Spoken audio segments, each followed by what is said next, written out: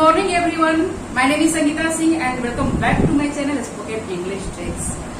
आज से आप गाइज स्पोकन इंग्लिश से रिलेटेड गोल्डन रूल्स को समझने जा रहे हैं, जिनको यूज करके आप आसानी से अंग्रेजी बोल पाएंगे। इससे पहले गाइज मैं टेंसेस के ऊपर वीडियोज बना चुकी हूँ। गाइज अगर आप नहीं देखे हैं तो प्लीज देख लीजिए, क्योंकि टेंसेस 75% स्पोकन इंग्लिश को कवर करते हैं। इसके साथ ही साथ गाइज मॉडल्स का भी स्पोकन इंग्लिश में यूज किया जाता है।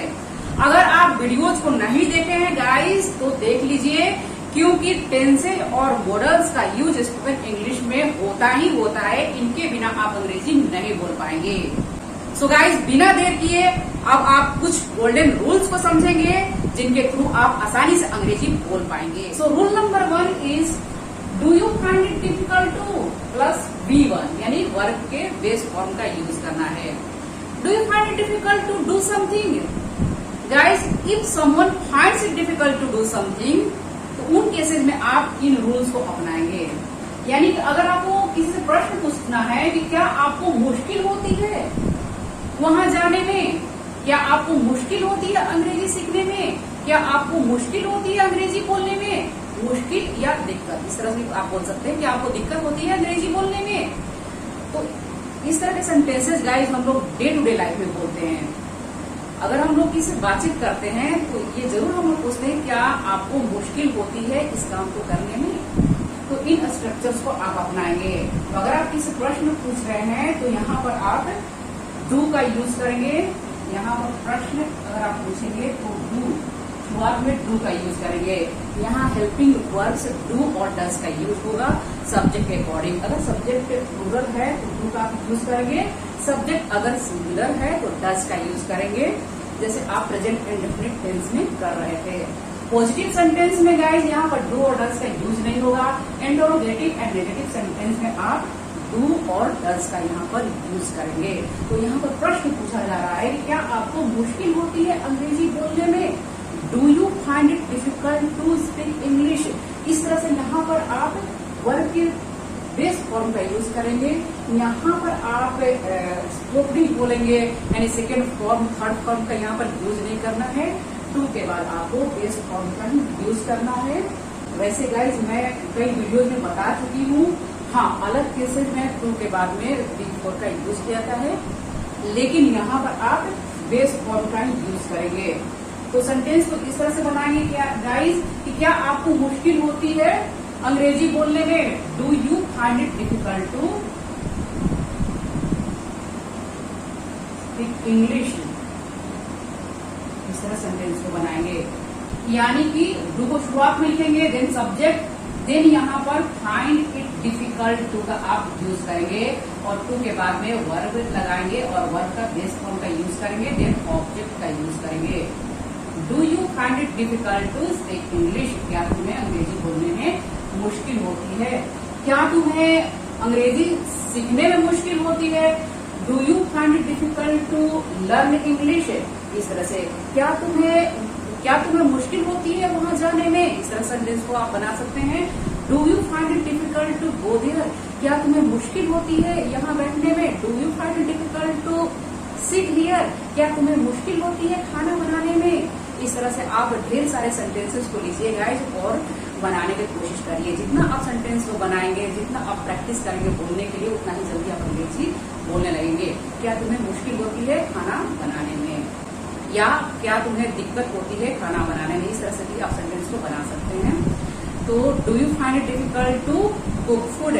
क्या तुम्हें मुश्किल होती है झाड़ू पोछा करने में? Do you find it difficult to mop the floor, sweep the floor? इस तरह सेंटेंस को बनाएंगे। किसी भी काम को करने में मुश्किल होती है तो आप इस तरह सेंटेंस को बनाएंगे। किसी आप प्रश्न पूछ रहे हैं तो अगर आप जवाब दे रहे हैं कि हाँ मुझे मुश्किल होती है अंग्रेजी बोलने में, मुझे मुश्किल होती है अंग्रेजी सीखने में, मुझे मुश्किल होती है जो भी करना है, तो वहां पर आप आगे इस तरह से लिखेंगे कि yes I find it difficult to, हाँ मुझे मुश्किल होती है, yes I find it difficult to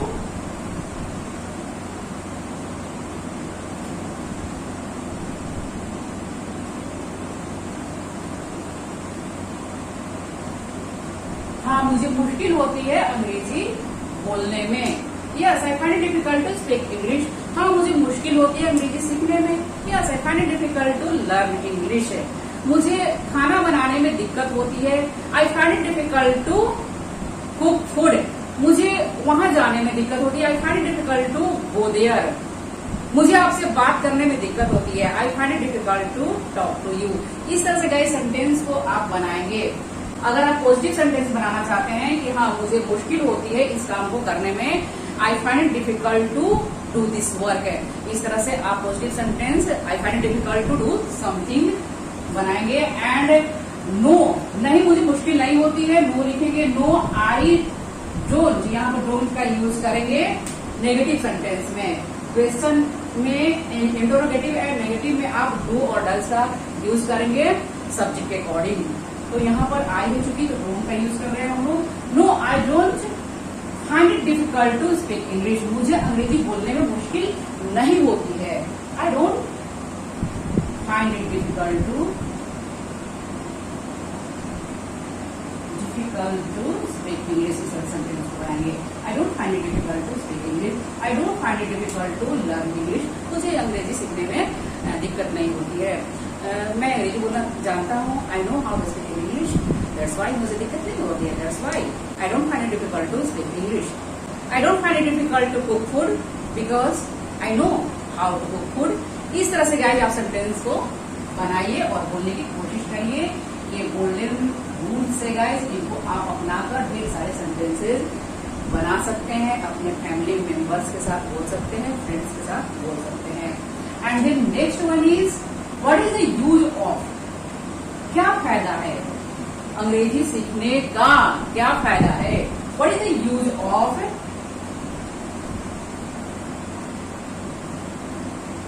learning English.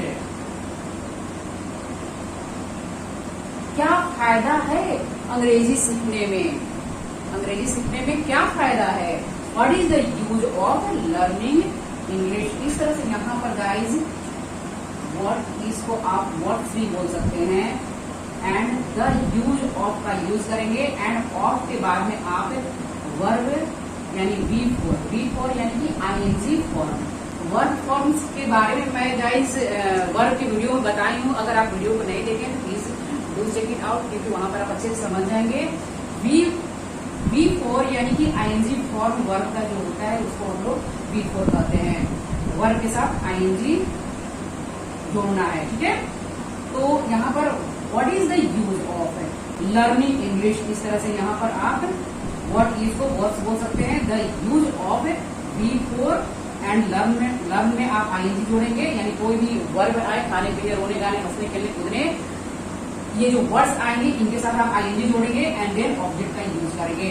What is the use of learning English. इस तरह से डे टू डे लाइफ में इस तरह के सेंटेंसेस हम लोग बोलते हैं। क्या फायदा है अंग्रेजी सीखने में, क्या फायदा है इस काम को करने में, क्या फायदा है वहां जाने में, क्या फायदा है यहाँ बैठने में, क्या फायदा है तुमसे बात करने में। इस तरह के अगर सेंटेंसेस आपको बोलना है गाइज तो इस रूल को आप अपनाएंगे, यानी कि व्हाट लिखेंगे then is the use of verb and verb के साथ आईएनजी लगाएंगे। देन आप ऑब्जेक्ट का यूज करेंगे। What is the use of learning English. What is the use of going there. What is the use of speaking English. What is the use of doing something. तो अगर आप इस तरीके से बोलते हैं गाइस कि कोई बुराई नहीं है अंग्रेजी सीखने में, क्या फायदा है अंग्रेजी सीखने में, कोई बुराई भी तो नहीं है अंग्रेजी सीखने में। There is no harm in plus V four यानी कि आईएनजी फॉर्म, वर्ब के साथ आप आईएनजी जोड़ेंगे। There is no harm in learning English. इस तरह से आप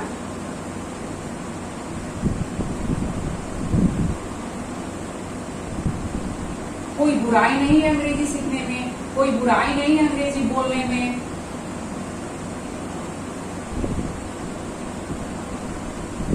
इस तरह से कोई बुराई भी तो नहीं है वहां जाने में। There is no harm in going there. कोई बुराई नहीं है खाना बनाने में। There is no harm in cooking food. कोई बुराई नहीं है इस काम को करने में। There is no harm in doing this work. इस तरह से आप सेंटेंस को बनाएंगे। ऑफ के बाद में गाइस यहाँ पर वर्ब के साथ आईएनजी जोड़ेंगे बी फोर, जिसको आप कह सकते हैं। एंड ऑब्जेक्ट का यूज करेंगे। यहाँ पर भी आप इन के बाद में वर्ब के साथ आप आईएनजी जोड़ेंगे। कोई बुराई नहीं है अंग्रेजी बोलने में, कोई बुराई नहीं है इस काम को करने में। इस तरह से क्या फायदा है, इसको आप अपनाएंगे, ठीक है। तो इस रूल के ऊपर आप सेंटेंस को बनाएंगे, what is the use of. और कोई बुराई नहीं है इसी काम को करने में, तो there is no harm in. There is को आप एक साथ ब्लेंड करके देयर बोल सकते हैं, देयर इज नो हार्मिंग। इस तरह से देयर इज को आप एक साथ देयर लिखेंगे।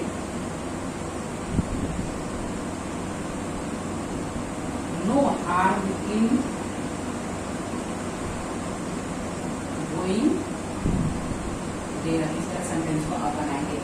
इस तरीके के अगर आपको सेंटेंसेस बोलना है गाइस, तो ये स्ट्रक्चर को आप अपनाएंगे। There is no harm in, there is no harm in going there, there is no harm in going to the party, there is no harm in going for, there is no harm in mopping the floor. इस तरह से आप यहाँ पर इन के बाद में verb के साथ आईएनजी जोड़ेंगे और यहाँ पर और के बाद आप वर्ब के साथ आईएनजी जोड़ेंगे। आई होप कि गाइस इन रूल्स को आप समझ गए। तो अब हम लोग आगे बढ़ते हैं और यहाँ पर आप समझेंगे गाइस कि किसी चीज का शौकीन होना। If someone is fond of doing something, तो इस तरह से आप सेंटेंस को बनाएंगे। Are you fond of plus V four. यहाँ पर भी आप वर्ब के साथ आईएनजी जोड़ेंगे। अगर वर्ब यानी खाने पीने रोने गाने हंसने खेलने का ये एक्शन वर्ड्स आएंगे तो आप आईएनजी जोड़ेंगे। अदरवाइज अगर नाउन आएगा तो नाउन को आप एज इट इज लिखेंगे। तो यहाँ पर स्ट्रक्चर इस तरह से हुआ गाइस कि पहले आप सब्जेक्ट को लिखेंगे, देन यहाँ पर अगर आप प्रेजेंट की बात कर रहे हैं तो इज एम आर का यूज करेंगे सब्जेक्ट के अकॉर्डिंग। अगर सब्जेक्ट सिंगुलर होगा तो आप इज का यूज करेंगे। अगर सब्जेक्ट आई है तो आप एम, एंड सब्जेक्ट प्लूरल होगा तो आर का यूज करेंगे प्रेजेंट टाइम में। लेकिन अगर पास्ट टाइम की आप बात करते हैं तो वॉज और वर्ब का यूज होगा। वॉज का यूज होगा सब्जेक्ट के अकॉर्डिंग, आप वर्ब का यूज करेंगे। वॉज सिंगुलर के साथ आप करेंगे, वर्ब का यूज आप प्लूरल के साथ करेंगे। और इसके बाद में आप फाउंड ऑफ का यूज करेंगे। फाउंड ऑफ नहीं बोलेंगे, फाउंड ऑफ बोलेंगे। एंड देन वर्ब और वर्ब के साथ आईएनजी जोड़ेंगे। अगर नाउन आएगा गाइस तो नाउन को आप एज इट इज लिखेंगे, ठीक है। तो अगर आप इस प्रश्न पूछते हैं कि are you fond of driving a car, subject you है, दैट्स वाई यहाँ पर आप आर का यूज करेंगे। और चूंकि प्रश्न पूछ रहे हैं दैट्स वाई यहाँ पर हेल्पिंग वर्ब का शुरुआत में लिखेंगे। Are you fond of reading books, क्या तुम्हें किताबें पढ़ने का शौक है। इस तरह से भी आप सेंटेंस को बना सकते हैं। या क्या तुम किताबें पढ़ने का शौकीन हो।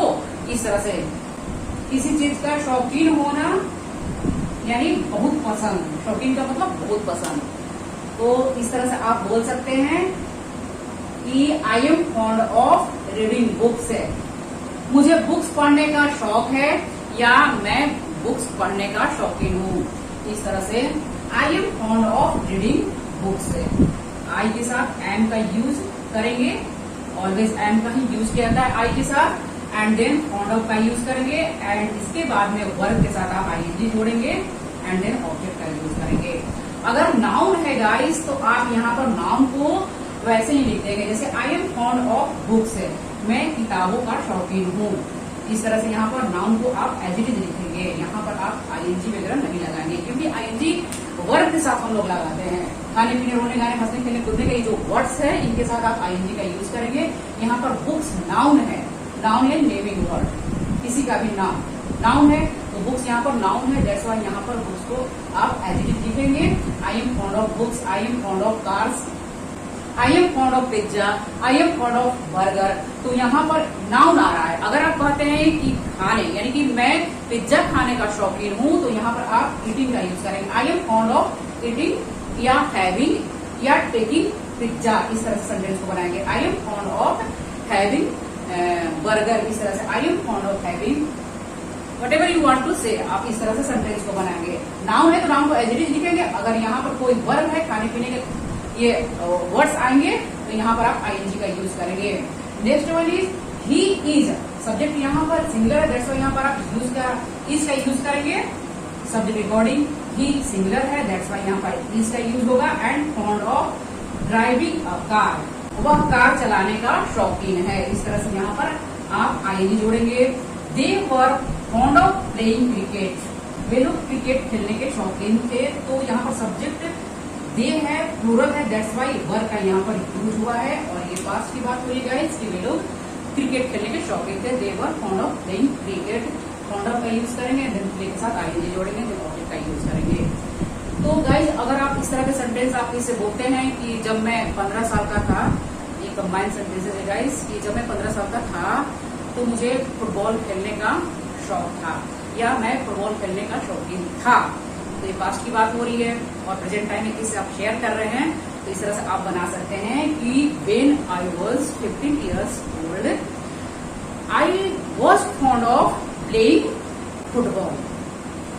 इस तरह से गाइज अगर आप इससे प्रश्न पूछ रहे हैं कि क्या तुम स्पाइसी फूड खाने के शौकीन हो, आर यू, यानी कि आर हेल्पिंग वर्ब को आप शुरुआत में लिखेंगे, are you fond of taking spicy food, क्या तुम स्पाइसी फूड खाने के शौकीन हो? नो, नहीं। आई एम को एक साथ लिखेंगे and not fond of taking spicy food, मैं स्पाइसी फूड खाने के शौकीन नहीं हूँ। अगर हूँ तो मैं इस तरह से बोलूंगी, yes I am fond of taking spicy food, मैं स्पाइसी फूड खाने की शौकीन हूँ। एंड अगला जो रूल है गाइस, फील लाइक, यानी कि मेरा सोने का मन करता है, मेरा वहां जाने का मन कर रहा है, मेरा इस काम को करने का मन नहीं करता है। इस तरह के सेंटेंसेस भी गाइज हम लोग डे टू डे लाइफ में बोलते हैं। अगर ऐसा सिचुएशन आएगा गाइज तो इस स्ट्रक्चर को आप अपनाएंगे, यानी कि पहले सब्जेक्ट को लिखेंगे, then feel like and then verb, और वर्ब के साथ आप आईएनजी जोड़ेंगे एंड इसके बाद में रेस्ट ऑफ द सेंटेंस को लिखेंगे। जैसे मेरा सोने का मन करता है या कर रहा है, इस तरह से इच्छा हो रही है, तो आई फील लाइक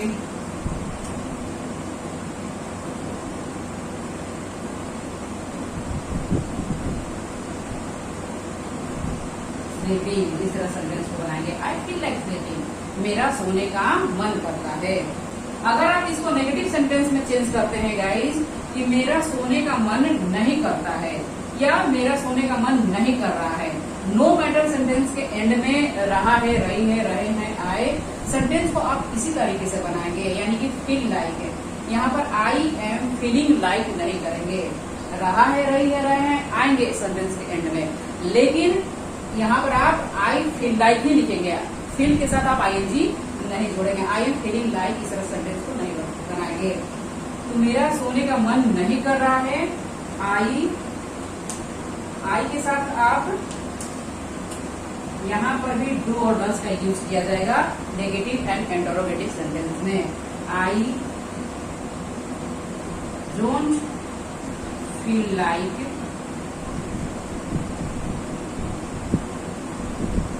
स्लीपिंग, इस सेंटेंस को बनाएंगे नेगेटिव सेंटेंस में। मेरा सोने का मन नहीं कर रहा, I don't feel like sleeping. मेरा अंग्रेजी सीखने का मन नहीं करता है, I don't feel like learning English, क्योंकि मुझे दिक्कत होती है अंग्रेजी सीखने में, because I find it difficult to learn English. इस तरह से गाइज आप सेंटेंस को बनाएंगे और बोलेंगे। अगर आप किसी गाइज प्रश्न पूछते हैं तो शुरुआत में आप डू का यूज करेंगे, डू यू फील लाइक, इस तरह से आप सेंटेंस को बनाएंगे। प्लेइंग, क्या तुम्हारा खेलने का मन करता है या कर रहा है, do you feel like playing, नहीं मेरा खेलने का मन नहीं करता है, no I don't feel like playing, हाँ मेरा खेलने का मन करता है, yes I feel like playing. इस तरह से आप सेंटेंसेस को बनाएंगे गाइज और बोलेंगे। गाइज अगर आपको पास्ट की बात करनी है कि मेरा मन किया था किसी काम को करने का, तो इस तरह से आप सेंटेंस को बनाएंगे, I felt like plus V हो, मेरा मन किया था तैरने का या मेरा तैरने का मन किया था, आई फेल्ट लाइक स्विमिंग। इस तरह से मेरा फुटबॉल खेलने का मन किया था, आई फेल्ट लाइक प्लेइंग फुटबॉल। अगर मेरा मन नहीं किया था, इस तरह से आपको सेंटेंस को बनाना है, तो आई के बाद में यहाँ पर डू और डज का यूज किया जाता है सब्जेक्ट अकॉर्डिंग, तो यहाँ पर डिड का आप यूज करेंगे। I did not, didn't feel like plus V और वर्ब के साथ आई नहीं जुड़ेंगे। डिडंट अगर लगाते हैं गाइस, डिड नॉट, तो यहाँ पर फेल्ट अगेन नहीं लिखेंगे, फील लिखेंगे। आई डिड नॉट या I didn't feel like playing football, इस तरह से आप सेंटेंस को बनाएंगे। आई होप गाइस अब आप इन रूल्स को समझ चुके होंगे, इन्हें आप डे टू डे लाइफ में यूज करिए, ढेर सारे सेंटेंसेस बनाइए और बोलने की प्रैक्टिस करिए। जितना आप प्रैक्टिस करेंगे गाइस बोलने का, उतना ही आप जल्दी से अंग्रेजी बोलने लगेंगे। तो गाइस वीडियो कैसी लगी कमेंट करके जरूर बताएं गाइस, कमेंट जरूर करें गाइस कि इस तरह के जो रूल्स है जिनको यूज करके आप बहुत आसानी से अंग्रेजी बोल पाएंगे, ये रूल्स आपको कैसे लगे। प्लीज प्लीज प्लीज कमेंट जरूर करिए गाइस। अगर वीडियो पसंद आए तो please please please I need your help, like जरूर करें, चैनल पर नए हैं तो सब्सक्राइब कर दे और साथ ही साथ बेल के निशान को दबा दे ताकि आने वाले वीडियो को नोटिफिकेशन आपको मिल जाए। नेक्स्ट वीडियो में मिलते हैं गाइस, टिल देन